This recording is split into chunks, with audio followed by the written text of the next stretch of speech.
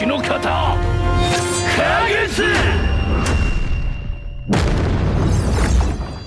その方この方あけぼの即日即日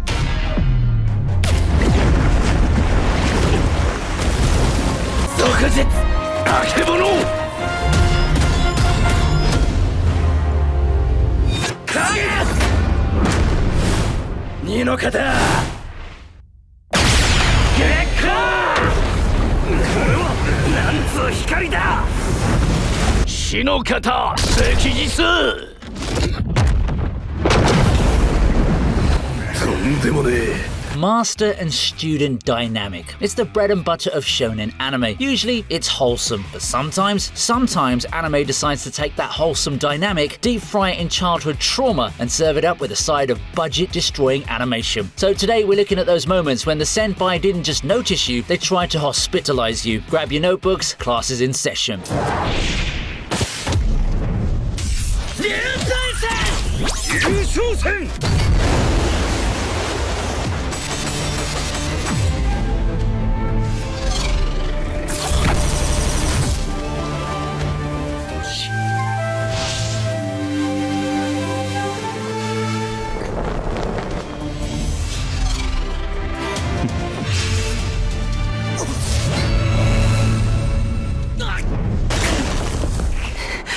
Sometimes your teacher is a wise old hermit. Other times, he's Hiko Seijuro, a narcissistic demigod wrapped in a 100-pound cape who bullies you because you're having an existential crisis. Now, I adore this fight because Hiko is just absurdly stronger than Kenshin. He spends the entire duel casually dismantling Kenshin's emo phase with zero effort. It's less of a fight and more of aggressive therapy delivered via high-speed sword slashes. It's tough love, forcing Kenshin to realize that dying for atonement is stupid if you want to actually be around to protect people.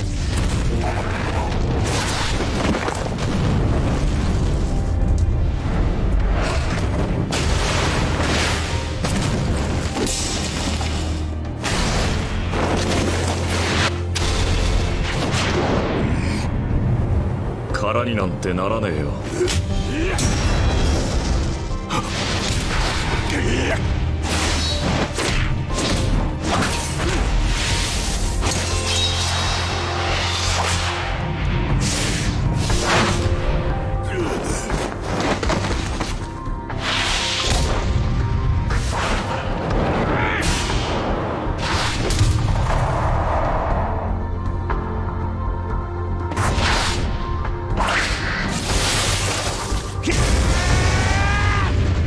Gintama is usually about toilet humor and parody. Then, without warning, it decides to rip your heart out. Having Gintoki fight Utsuro, the immortal monster currently wearing the face of Shoyo, the beloved teacher Gintoki was forced to execute as a child, is just cruel writing. I genuinely struggle to rewatch this. Every sword clash feels heavy with unresolved trauma. It's not about cool moves, it's about Gintoki desperately trying to cut down his past so his future can survive. It's a sickening, beautiful display of psychological warfare that proves Gintama plays in an entirely different league when it gets serious. Now, before we continue, I've got an important message to all anime content creators out there. Look, we all know the worst part of being an anime creator isn't writing the scripts or debating power scaling, it's the editing arc. It's the training arc that never ends, where you sit there scrubbing through footage until your eyes bleed. But WayinVideo is basically the Bankai release for your workflow. This isn't just an editor, it's a power-up for your bad workflow. You know how you wish you could just Control F an entire season? WayinVideo actually does that for your videos. You literally type, find the moment the villain monologues, and boom, it's there. AI search, no scrubbing, just instant gratification. And I know what you're thinking, but Vinny, I'm too lazy to reframe this for short. Well, guess what? WayinVideo does that too. Auto reframing, auto captions, it takes your long form ramblings and turns them into viral clips faster than my attention span disappears during a filler arc. Stop wasting your life in the timeline mines. Reclaim your sanity. They're giving 200 free credits for new users upon registration, so don't miss out on this. Click the link below to try WayinVideo, because the only thing you should be editing is your sleep schedule. Yeah, Levi.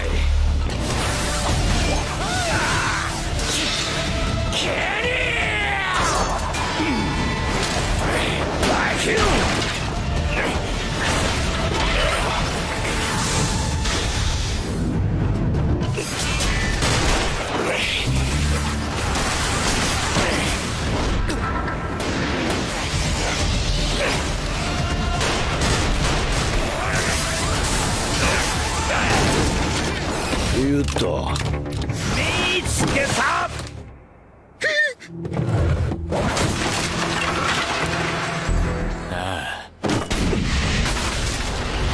This is pure, unadulterated adrenaline injected directly into your eyeballs. Which studio saw a bar fight in the manga and turned it into one of the most beautifully choreographed sequences of ODM gear violence ever put to screen? Kenny is the guy who taught Levi how to hold a knife, the original scumbag of the underground. Seeing Levi desperately trying to escape the man who created him is thrilling. It's fast, it's brutal, and it ends with that grim understanding between two guys who know they're both bad people. Just two Ackermans trying to blow each other's heads off. Absolute cinema.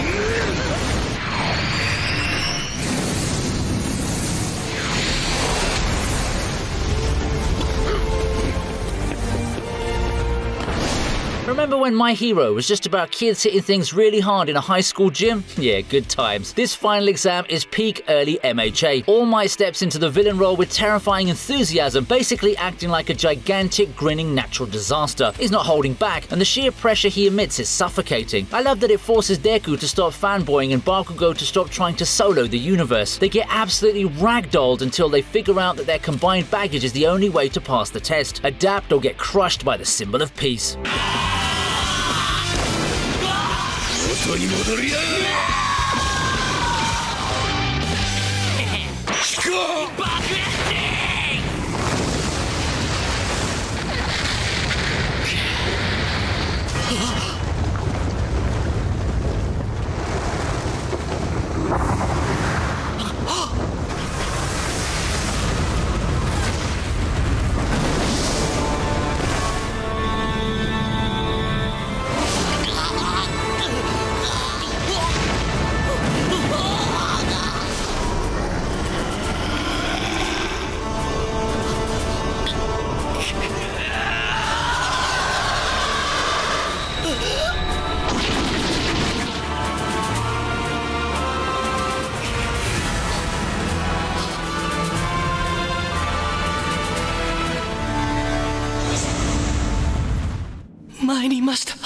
Fairy Tail gets a lot of flack for its power of friendship victories, which is why this fight is so incredibly refreshing. Gildarts doesn't beat Natsu with superior magic, he beats him with presence. He casually dismantles Natsu's entire moveset without moving his feet, then hits him with a magical flex so insane, Natsu drops to his knees in pure primal terror. It's incredible. It taught Natsu that you can't just eat fire and scream your way through every problem, a necessary humbling for a shonen protagonist.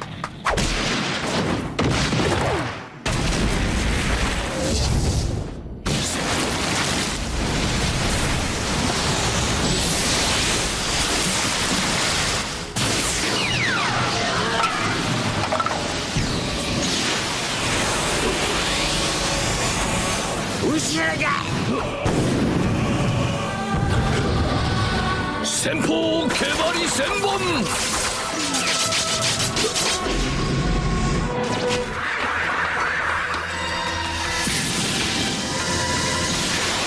たったの一つ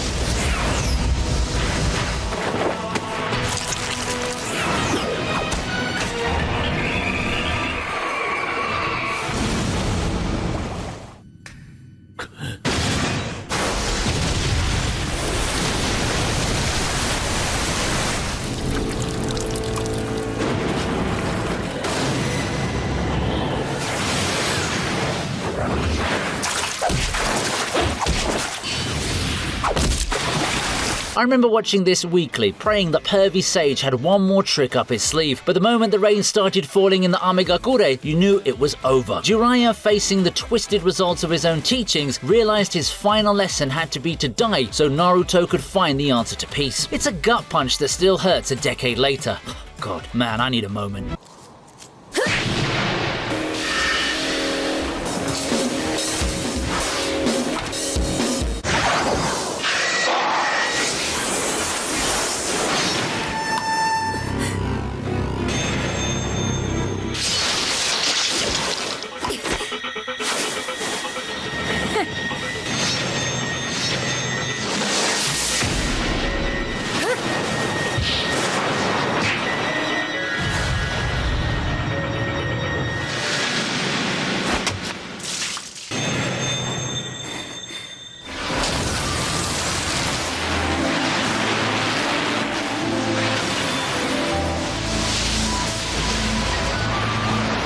It's essentially a bad breakup disguised as a high-speed deathmatch. Soifon is carrying a century of resentment because her idol and master, Yoruichi, ghosted the Soul Society without saying goodbye. The actual fighting is slick. Bleach always delivers on high-speed Shunpo battles, and the reveal of Shunko is fantastic hype. But the real meat here is Soifon throwing 100 years of abandonment issues at Yoruichi, only to realize she never actually surpassed her. It's fast, furious, and ends in a puddle of tears. The literal definition of "notice me, senpai." ようやく会えたんだ。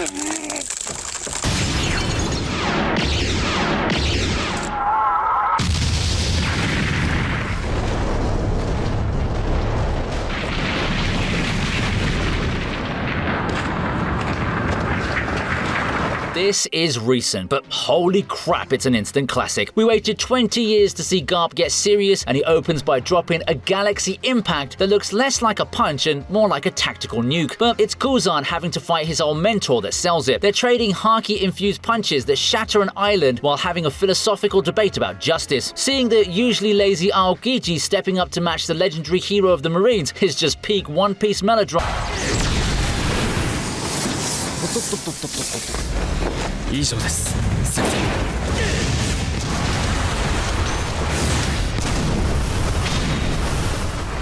腹減った。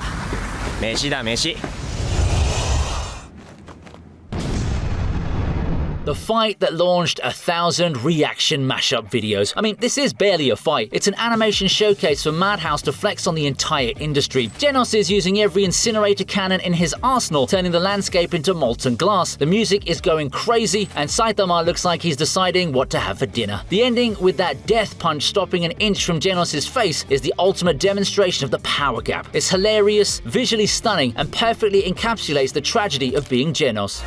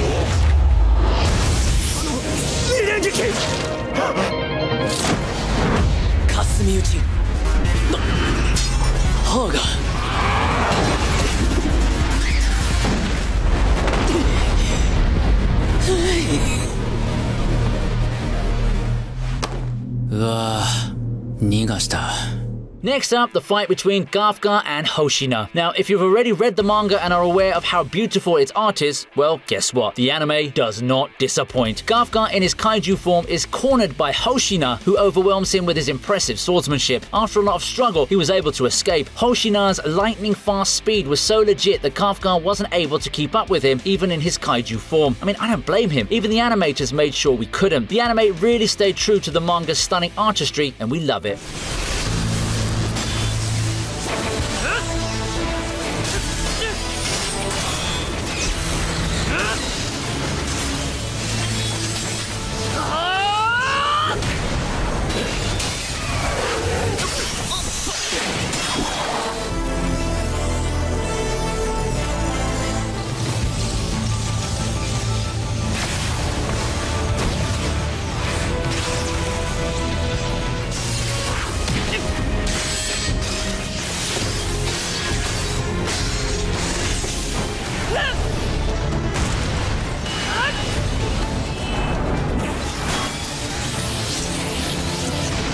Back when Seven Deadly Sins had good animation, this fight was a massive flex. Gil Thunder, the serious, lightning-spamming Holy Knight, seems to finally have Meliodas on the ropes. It looks intense. I was genuinely worried for the captain. Then Meliodas reveals he was just tanking hits to triangulate the position of the invisible monster stalking Gil Thunder's girlfriend. The moment the deception drops, he snipes the creature and it's over. Pure distilled hype. It established the immense power gap of the Sins early on and showed that Meliodas is always playing 4D chess while everyone else is playing checkers.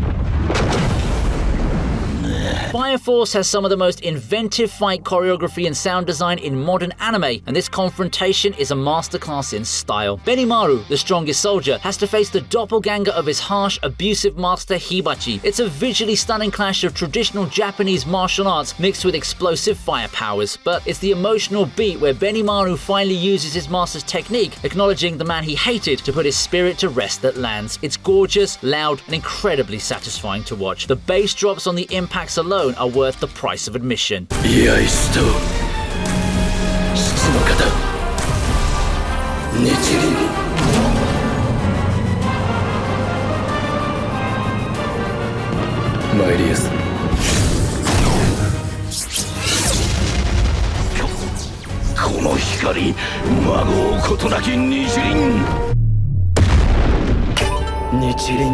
Akatsuki.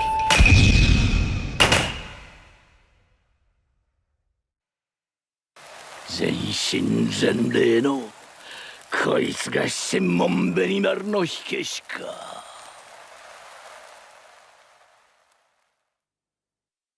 お世話になりやした。